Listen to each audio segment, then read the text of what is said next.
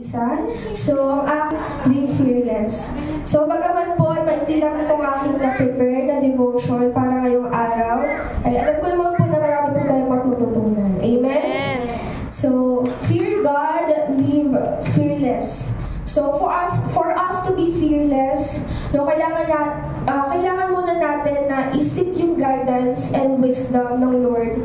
No, sa araw-araw na kailangan natin ng gabay ng Diyos, no, sa ating mga ginagawa, mga decision, sa mga bagay na dapat at hindi dapat sabihin or gawin. No, kapag natutunan natin matakot sa Diyos na may paggalang at respeto, no, doon tayo nagiging tunay na fearless sa buhay. Amen? So, tayo po yung parandaliang manalangin. Panginoon, maraming salamat po, Lord God, sa panibagong umaga na to, Lord God. Panginoon, maraming salamat, Lord God, sa muli, Lord God, na pagkakataon na ako'y tayo, Lord God, sa harapan, Panginoon. Panginoon, i-guide nyo nga po ako, Lord God, sa umaga na to, Lord God, sa paghatid, Lord God, ng inyong mensahe, Lord God, naway maihatid ko po ito ng maayos, Lord God, maintindihan ng maayos, Lord God, Panginoon, at tumimo sa puso ng bawat isa, Lord God. Panginoon, buksan niyo po ang puso ng bawat isa, Lord God, naway mag-bless po kami, Lord God, sa devotion na ito, Lord God. In Jesus' name, Amen. Ang ating scripture po ay patungkol po sa Proverbs chapter 2, verse 46. So, basahin po natin. And if you look for it as for silver and search for it as for hidden treasure, then you will understand the fear of the Lord and find the knowledge of God. For the Lord gives wisdom, from His mouth come knowledge and understanding. Sa Tagalog po, kung ito ay parang pilak na iyong hahanapin at tulad ng ginto na iyong mimirahin, malalaman mo kung ano ang kahulugan ng paggalang at pagsunod kay Yahweh. At matatamo mo ang kaalaman tungkol sa Diyos. Sapagkat si Yahweh ang nagkakaloob ng karunungan, sa bibig niya ang kaalaman at unaway bumubuhal. So the first teaching po, God's wisdom is a hidden treasure. So sabi po dito, no, nahanapin natin yung wisdom ng Panginoon na parang isang pilak o ginto. No, kung may alam tayo na lupa, no, na may nakabuon na kayamanan, hahanapin natin yun, di ba? Huhukayin natin yun. Amen? Ganun din dapat sa wisdom ng Panginoon. No, yung salita ng Diyos at yung buhay ni Jesus ay yung nagbibigay ng tamang direksyon sa atin. Ito yung kayamanan na hindi nauubos. Amen? So, pahalagahan natin yung pahalagahan po natin to, no, na huwag po natin na ituring yung wisdom ng Panginoon na parang ordinaryong bagay lang na minsan nawawala ng halaga sa atin. No, kung anong kayamanan nga kagaya ng silver, no, ng gold and diamonds, pinahalagahan natin, hinahanap natin, ganun din po dapat sa karunungan na nagagaling sa Kanya. So, now ano po ba yung wisdom ng Diyos? Bakit natin dapat pahalagahan to? So, yung wisdom po ng Diyos, ito yung kaparaanan kung paano tayo dapat mamuhay. Kasi po, we're lost eh. Hindi natin alam kung paano dapat, no, tayo mamuhay. Kaya po, without God, without the Bible, without God's guidance, we're lost. Gagawin lang natin yung mga bagay na nakakapagpasaya sa laman natin, and later on, nakakapagpahamak sa atin. Kaya po tayo parang yung mga tupang ligaw. Kaya kailangan po natin ang karunungan ng Panginoon. At sa kabutihan ng Diyos, mas pinapahayag niya sa atin na yung mga principles sa kung paano dapat ang buhay. Unang-una, binigay niya sa atin yung Word of God, yung salita ng Diyos. Yun po yung written wisdom, which is the Bible. Na hindi natin alam kung ano pa rin yung itsura ng isang tao na nakakasunod sa salita ng Diyos. Kaya sinugo ng Panginoon yung kanyang anak, which is si Jesus Christ, na para ipakita sa atin kung paano mamuhay ayon sa karunungan ng Diyos. Number 2, God's wisdom begins with the fear of the Lord. Sabi sa Proverbs 9:10, the fear of the Lord is the beginning of wisdom. Ibig sabihin, lahat ng tamang karunungan ay nagsisimula sa pagkakaroon ng takot sa Diyos.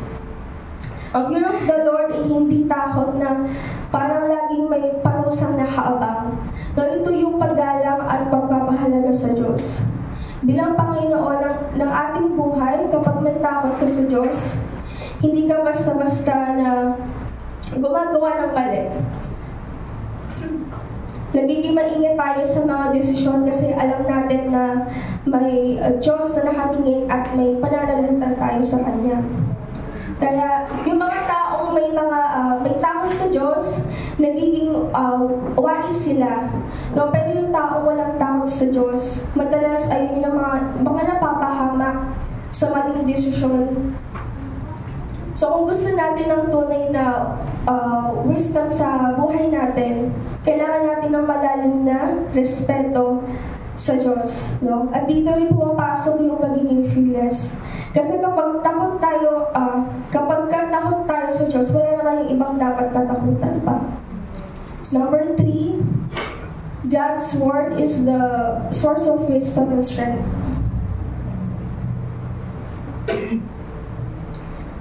Sabi sa Proverbs 2:6, for the Lord gives wisdom, from His mouth come knowledge and understanding. So, ang bawat salita na nagmumula sa Diyos ay nagbibigay ng direksyon, kalakasan at buhay. Kaya mahalaga na hindi lang tayo basta-basta na nagbabasa lang ng Bible. No, kundi pinagdinilayan natin ito, pinag-aaralan at sinasabuhay. No, parang diving sa dagat. No, iba yung makikita natin kapag nasa ibabaw lang tayo. Mas kamangha-mangha yung mga makikita natin kapag mas lumalim pa tayo.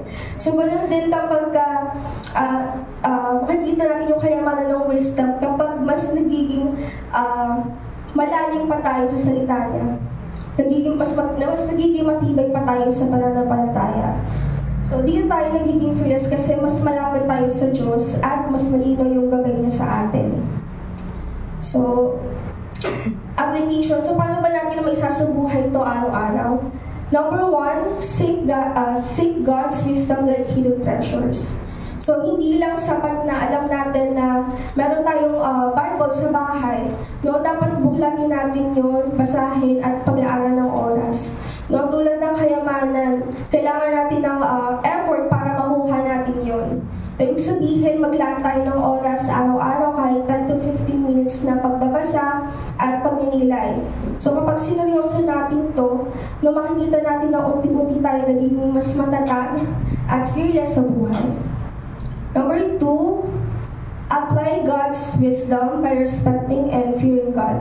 So sa bawat pagpili natin, sa bawat pagdesisyon natin, no, itanong natin kung sino yung nasa sitwasyon ko, ano kaya yung gagawin niya.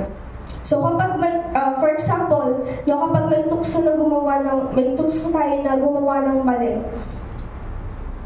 yung takot natin sa Diyos yung magpapaalala sa atin na piliin natin yung tama.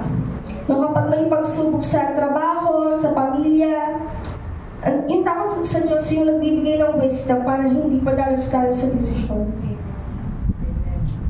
Tapos kapag kami kinakatakutan tayo, future, finances, relationships, maalala natin na kung Diyos yung pinakakatakutan natin, ginagalang natin, wala na tayong dapat ikatakot pa sa mundo. Number 3, dive deeper into God's Word. So, hindi tayo mananatili, no, sa mababaw lang, no, yung pagkakaintindi natin. Katulad ng isang student na gusto niya mag-excel sa school, no, kailangan niya mag-aral pa ng mabuti. No, ganun din tayo sa faith. Maglalaan tayo ng oras para magbabad sa salita ng Diyos, makinig sa mga aral, no, sumali sa activities ng church, no, makapagkwentuhan, no, pero about sa faith natin. So kapag lumalim tayo sa kaalaman ng Diyos, mas nagiging matatag tayo at ang matatag na Kristiyano ay fearless sa trials, fearless sa future, at fearless kahit sa harap ng kaaway o pagsubok. So church, ngayong taong may takot sa Diyos ay nagiging tunay na fearless, hindi dahil sa sarili niyang lakas, kundi dahil sa karunungan at gabay ng Panginoon. Kaya yung mensahe ko ngayon, sobrang simple lang, fear God, live fearless. So kung kilala natin ng Diyos, kung kilala natin ng Diyos, wala na tayong dapat katakutan pa. Hindi yung problema, hindi yung tao, at hindi yung kinabukasan natin. Kasi sapagat ang takot sa Diyos ang nagbubunga ng tunay na karunungan, lakas, at kapanatagan. Amen. So tayo po ay manalangin. Panginoon, maraming salamat po sa inyong salita, Lord God. Panginoon, turuan niyo po kami, Lord God, na Panginoon na hanapin, Lord God, ang inyong karunungan, Lord God, na parang pilak, Lord God, na parang kayamanan, Panginoon. Turuan niyo po kami, Lord God, na mamuhay, Lord God, at sumunod, Lord God, at gawing modelo, Lord God, kayo, Panginoon. Mamuhay na may respeto, Lord God, Panginoon. Tulungan niyo po kami, Lord God, bigyan niyo po kami ng lakas, Lord God, na maging fearless, Lord God, na maging malakas, Lord God, na harapin, Lord God, ang bawat pagsubok, Lord God, na nararanasan namin, Lord God. Ito lamang po ang aming samang dalangin sa pangalan ni Jesus. Amen.